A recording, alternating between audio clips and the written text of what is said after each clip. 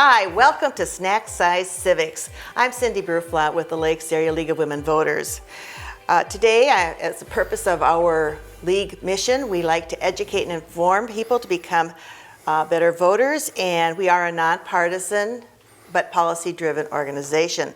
With me today is Steve Carlson. Thank you, Steve. You're welcome. And we're going to talk a little bit about the Declaration of Independence. Steve, would you tell us a little bit about yourself? Well, I taught social studies in Frazee for 34 years. After I retired from Frazee, I became an adjunct history instructor at M-State at both the Detroit Lakes and the Wadena campuses for 9 years.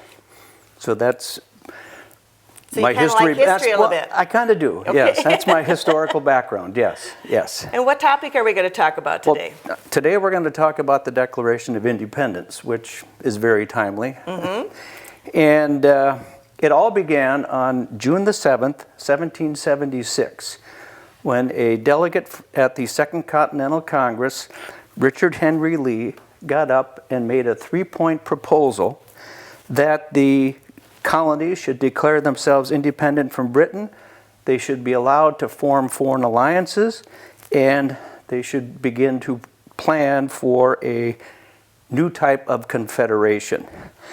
Congress, in typical fashion, decided these were too difficult topics, so they organized committees. Okay.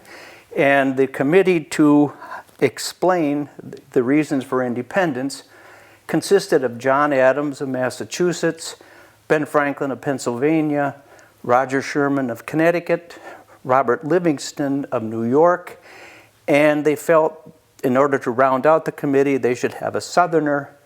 John Adams was advocating very strongly for Thomas Jefferson. Jefferson was then selected. As Adams said, Jefferson can write 10 times better than I can. So Jefferson, for the most part, takes this on himself. He isolates himself. He sits down at a desk that he actually had made, and he writes the Declaration of Independence. It is then sent to the Continental Congress. It is debated. There are some changes. Jefferson is not excited about these changes, but he accepts them. And on July the 2nd, 1776, the Explanation for Independence was passed. It was officially adopted on July the 4th when it was signed by the President of the Continental Congress, John Hancock. Legend has it, Hancock signed his name very, very largely so that King George could read it without putting on his glasses. So that's how the document came about. The importance is, first of all, it provided an explanation to the colonies as to why we should break away from England now. Now, most of the document, and I don't think people realize, is a long list of grievances against actually King George, when the colonists, for the most part, their grievances should have been leveled at Parliament. They were the ones that passed all these laws. But it was a combination of taxation without representation. The British had abolished trial by jury. They had disallowed any foreign trade. They hired mercenaries, the Hessians that were used against the colonial army. So most of the document is a list of grievances against the British.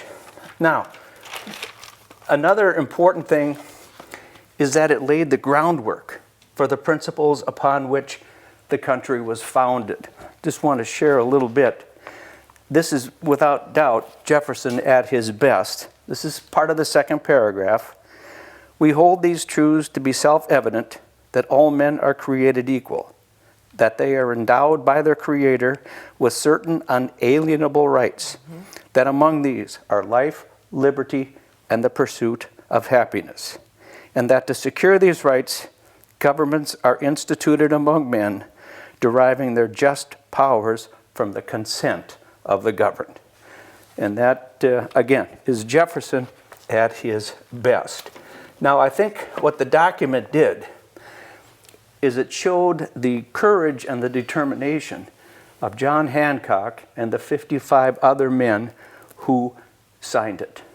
They were willing to take on the most powerful nation on earth, and they all knew their fate should we lose the war. In fact, Franklin, I think, so eloquently put it, is that we must indeed all hang together, or assuredly we will all hang separately. They knew. And other people have referred to the Declaration as the shout heard around the world. Of course, the shot heard around the world was the year before at Lexington and Concord. This was the shout. This document has been the source of inspiration to countless revolutionary movements throughout the world throughout the years. In fact, it had such an impact on the Marquis de Lafayette that he hung a copy in his home. A couple of interesting things. People have asked the fate of those 56 men that signed the Declaration of Independence. 5 were actually captured, tortured, and killed by the British for being traitors. 9 of the 56 died during the war on the battlefield. On a more positive note, 16 of those also signed the Articles of Confederation. 6 signed the Constitution. 2 will later become president. Of course, John Adams and Thomas Jefferson. And then just a little bit about the myth of the Liberty Bell. It was not rung on July 2nd or July 4th, 1776. In fact, it wasn't even called the Liberty Bell until the 1830s. The crack, which was, you couldn't fix it, didn't occur until 1846. Oh my. So a journalist concocted the story that the crack occurred on July 4th, 1776, and I think most people still hold to that belief, but it was totally created by a journalist. So I guess, yeah. So I guess if you want to sum this up, as one person said with regards to the Declaration, it was Mr. Jefferson's advertisement of Mr. Lee's resolution. Interesting. Thank you so much for You're sharing welcome. that with us, Steve. Yes. And thank you for joining us, and thank you to West Central Initiative for sponsoring this section of Snack Size Civics.